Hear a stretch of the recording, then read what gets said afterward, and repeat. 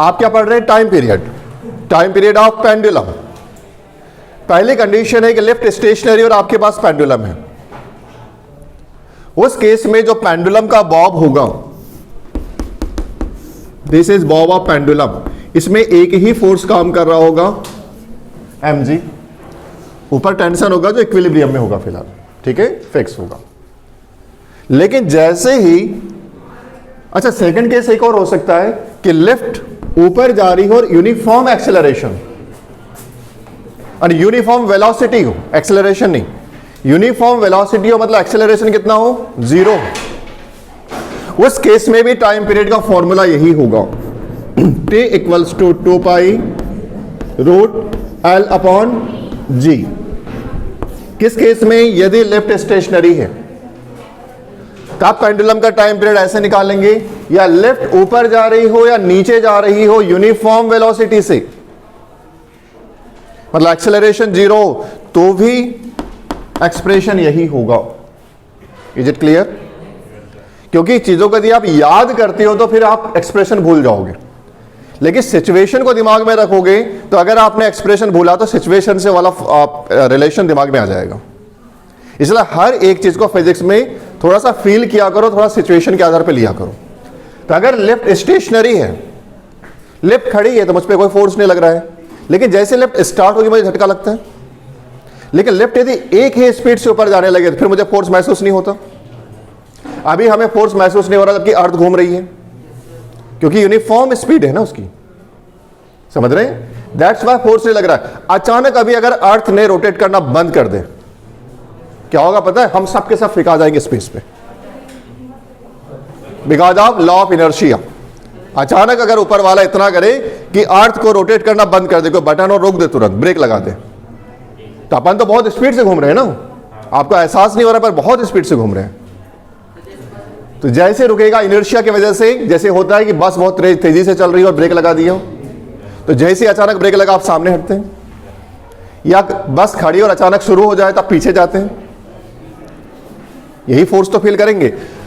तो in the case force किस पे लग रहा है? बॉब पे लग रहा है। यदि लेफ्ट स्टेशनरी है या लेफ्ट यूनिफॉर्म स्पीड से ऊपर या नीचे जा रही है तो टाइम पीरियड का एक्सप्रेशन ये होगा। बस ये मत देख लेना कि लेफ्ट ऊपर जा रही है तो मैं ये वाला फॉर्मूला लगा देता हूं, इस गलती में मत जाना। एक्सेलरेशन की वैल्यू देखना, हमने बोला था वेलोसिटी पॉजिटिव नहीं, एक्सेलरेशन पॉजिटिव हो तो अगर उसकी वेलोसिटी में चेंज आता है और ये मान लीजिए ऊपर जा रही है और वेलोसिटी यदि बढ़ने लगी, तो जब मान लीजिए आप अपने ऊपर से फील करिए, लेफ्ट ऊपर जा रही है, अचानक लेफ्ट की स्पीड बढ़ी तो आप नीचे झटका खाओगे ना, जस्ट अपोजिट, मोशन के अपोजिट होगा ना। इसका मतलब है इस पर एक और फोर्स काम करेगा because of acceleration. Because of acceleration force equals to क्या होता है? Mass into acceleration. अब चूंकि आपको पता है कि पेंडुलम के टाइम पीरियड में मास का कोई रोल नहीं है, इसलिए आप मास को हटा देते हैं तो एक्सप्रेशन क्या हो जाती है? G+A। इसीलिए G+A लिखा है। क्यों लिखा है? क्लियर है? लेकिन इसका अपोजिट, क्योंकि यहां पे क्या हो रहा था? मोशन इधर हो रहा था, तो मोशन के अपोजिट फोर्स लग रहा था, दोनों फोर्स एक ही डायरेक्शन में थे।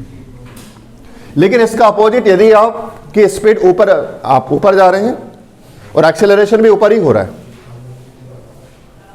एक्सेलरेशन कम हो रहा है, रिटार्डेशन हो रहा है, रिटार्डेशन हो रहा है तो क्या काम करेगा? वो इसके अपोजिट काम करेगा mg के। mg नीचे काम करेगा, ऊपर करेगा, तो इस केस में क्या हो जाएगा? mg minus ma। m के नेग्लिजिबल होगा टाइम पीरियड के लिए, तो ये क्या हो जाएगा? G-A। तो ये कल दोनों समझा दिया था मैंने एक्सप्रेशन। तो दो सिचुएशन हम ऑलरेडी समझ चुके थे, जब लेफ्ट अपवर्ड डायरेक्शन में एक्सेलरेट हो रही हो या डाउनवर्ड डायरेक्शन में रिटार्डेशन हो रहा हो, एक कंडीशन थी। दूसरा क्या था? डाउनवर्ड डायरेक्शन में एक्सेलरेशन हो रहा हो या अपवर्ड डायरेक्शन में रिटार्डेशन हो रहा हो। ये दोनों के लिए आप देख चुके थे। इसके अलावा कोई पॉइंट और लिखा था? आई थिंक इतना ही लिखा था। तो नेक्स्ट पॉइंट लिखो, कंटिन्यू करते हैं उसे। नेक्स्ट पॉइंट, थर्ड पॉइंट होगा पेंडुलम ऑफ ट्रॉली या पेंडुलम ऑफ कार, जो भी लिखना चाहो, किसी भी गाड़ी में। Pendulum of trolley, pendulum of trolley या कार या ट्रक, जो भी लिखना चाहो, इमेजिन करना। सपोज ये नगर पालिका की गाड़ी, कचरा गाड़ी, ये आपको जल्दी समझ में आएगा।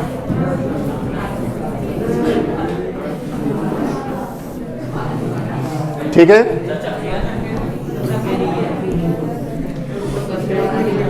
अब समझना है इसको अच्छे से। बेटा कचरे में मत अटको, पेंडुलम पे आ जाओ। यहां पर एक पेंडुलम लगा हुआ है इसके सामने। नॉर्मली वो जो मरे हुए जानवरों को उठाने के लिए आती है ना गाड़ी, उसके सामने लगा रहता है ऐसा, हालांकि उसमें वो रहता है, लेफ्ट टाइप का रहता है। सपोज यहां पे एक पेंडुलम लगा है, आपको इसका टाइम पीरियड पता करना है। सिचुएशन क्लियर हो रही? तो इस केस में अब इसमें तो मोशन होगा, लेफ्ट में वर्टिकल मोशन हो रहा था, लेकिन यहां तो हॉरिजॉन्टल मोशन होगा, अर्थ सरफेस पे चलेगी वो। Got it? इस केस में पेंडुलम के टाइम पीरियड पे क्या असर आएगा, हम इसकी स्टडी कर रहे हैं इसमें। ठीक है, तो लिखो first, number 1, if trolley is stationary, if trolley is stationary, अभी गाड़ी रुकी हुई है, if trolley is stationary or moving with a uniform speed, trolley is stationary or moving with uniform speed, or moving with uniform speed, then time period equals to, then time period equals to 2 pi root L upon G, क्योंकि यहां ए तो है ही नहीं, ए की value तो 0 है, stationery होने पे भी 0 होगी ए की वैल्यू, और ए की ही वेलोसिटी से, यूनिफॉर्म स्पीड से बोला ना, तब ए की वैल्यू क्या होगी, 0। इस केस में टाइम पीरियड आप ऐसे कैलकुलेट करेंगे। ठीक है, नोट किया सबने? इसमें किसी को डाउट? तो टी इक्वल्स हो जाएगा 2 पाई एल अपॉन जी। यदि क्वेश्चन आपसे बोलता है कि गाड़ी खड़ी है या यूनिफॉर्म स्पीड से आगे जा रही है। अब इसी में अगला पॉइंट लिखें, car starts moving with an acceleration, car starts या trolley starts with an acceleration, with acceleration or retardation, with acceleration or retardation। चलो पहले अपन एक्सेलरेशन के केस में देखते हैं। अगर इसके स्पीड इस साइड में जा रही है और गाड़ी तेजी से आगे बढ़ती है, तो एक फोर्स लगेगा जो मोशन के अपोजिट होगा और पेंडुलम कुछ ऐसे खिसकेगा। समझ में आ रहा है? समझ में आ रहा है? इसका मतलब है कि देखो, अगर इस डायग्राम को बड़ा करके देखें, ये पेंडुलम है। अगर मोशन इधर होता है तो एक फोर्स इस साइड लगेगा, this force is known as pseudo force, it is known as pseudo force. ठीक है, या फिक्टिशियस फोर्स भी बोला जाता है, बुक्स में मिलेगा फिक्टिशियस फोर्स या सूडो फोर्स। सूडो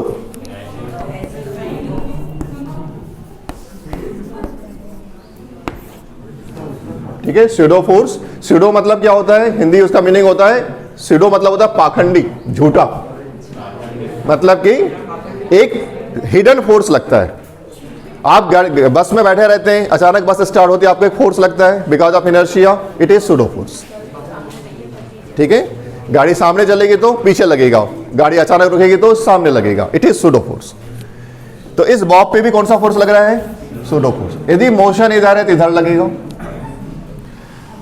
और आपको पता है mg इधर लगेगा, तो ये mg हो गया और ये फोर्स ma हो गया, क्योंकि एक्सेलरेशन की वजह से लगा है ना।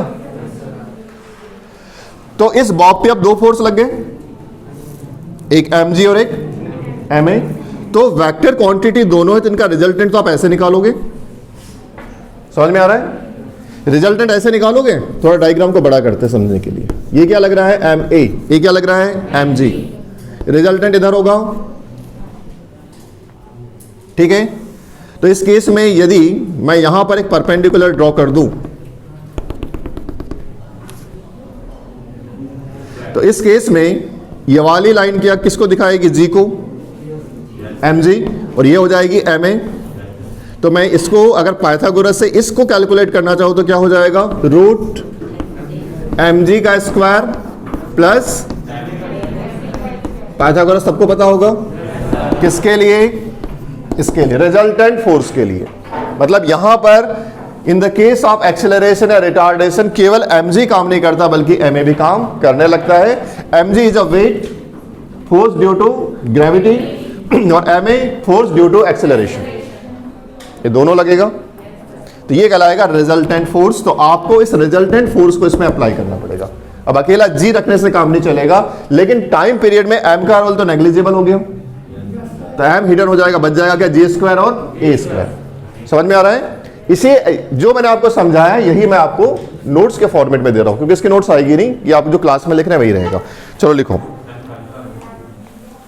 तो आपने लिखा था कार या trolley starts moving with acceleration और retardation, then effective weight of bob, then effective weight of Bob.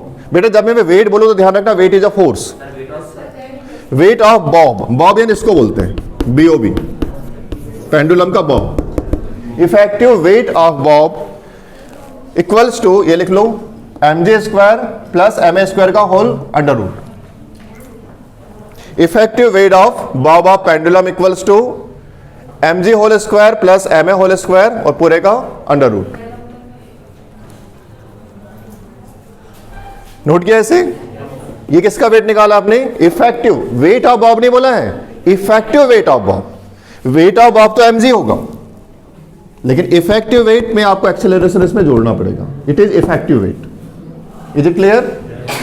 Next line से, it means time period t days equals to, it means time period t days equals to 2 pi root l upon, क्या डाल दोगे? G square plus a square.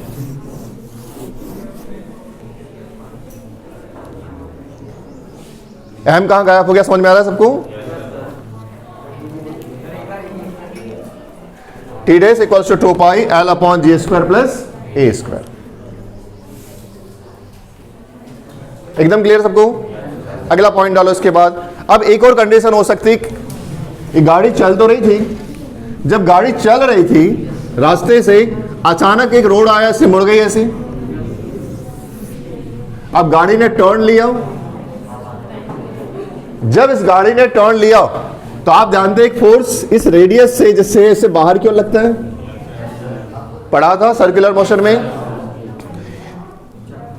जब भी आप मुड़ते हैं, आप बाहर के, जब झूले में बैठे होंगे आप, स्पेशली वो आकाश झूला वगैरह जो आते हैं, तो उसमें आप बाहर फेंकते हुए महसूस करते हैं जब तेजी से घूमते हैं। मतलब फोर्स रेडियस के अपोजिट डायरेक्शन में लगता है, राइट? लिखते हैं।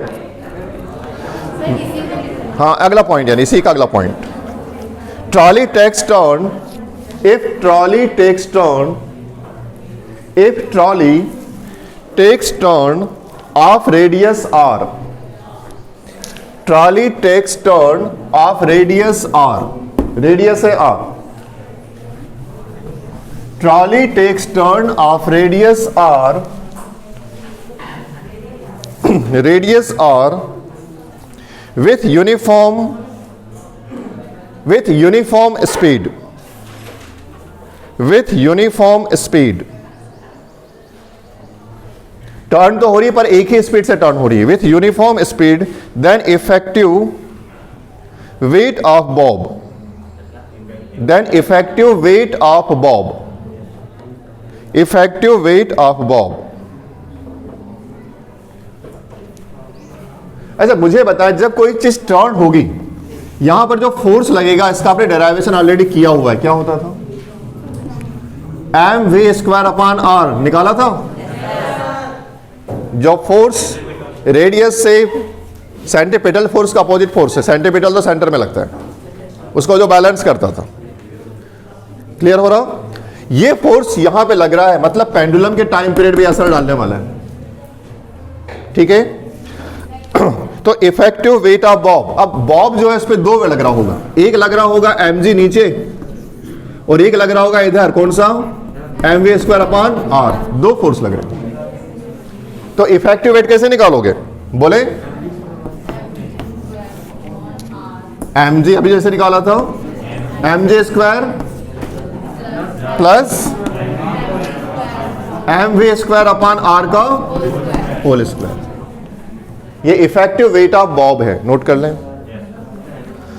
यदि गाड़ी टर्न होगी उस केस में, इसमें आपने सूडो फोर्स को ले लिया है साथ में,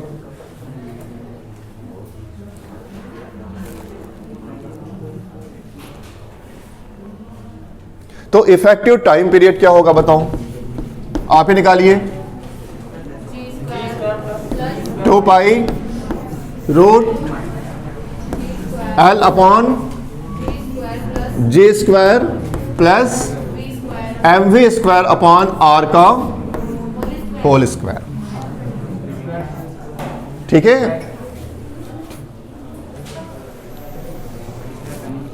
m वाली टर्म हटा दी थी ना अपन ने, तो v square upon r,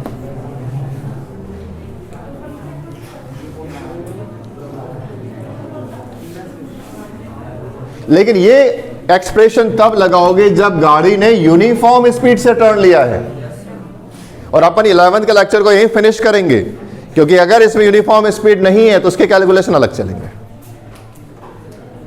right. तो यूनिफॉर्म स्पीड से टर्न लिया है तो आप ये वाले एक्सप्रेशन यूज कर सकते हैं, कंफर्म। तो ये कुछ स्पेशल केसेस सबको समझ में आए, ठीक है। इस पे बेस्ड न्यूमेरिकल्स या क्वेश्चंस हो तो आप डायरेक्टली लगा सकते हैं।